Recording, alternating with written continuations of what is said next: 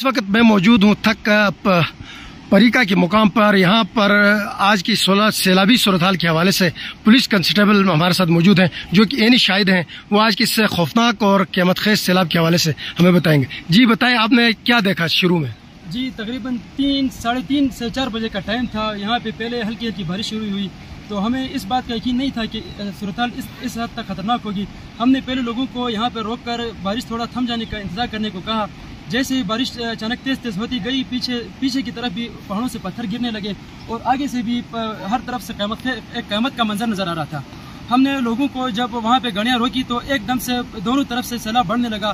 तो हमने लोगों से कहा कि जहाँ तक मुमकिन हो सके इस वक्त अपनी मदद आपके तहत आप रोड से साइड होने की कोशिश करें।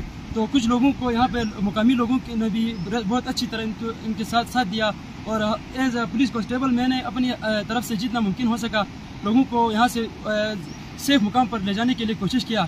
यहाँ पे बहुत सारे लोग हमारे सामने ही जो बीच में इस बात का इंतजार करते रहे कि हो सकता है कि बारिश थम जाए या इतना बड़ा मसला नहीं होगा।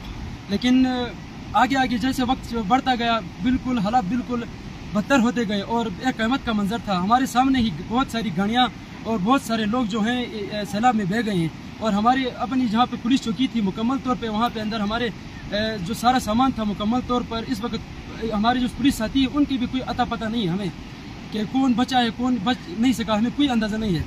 तो यहाँ हमें खुद मौजूद था इस वक्त जब इतना बड़ा सैलाब आया तो यहाँ पे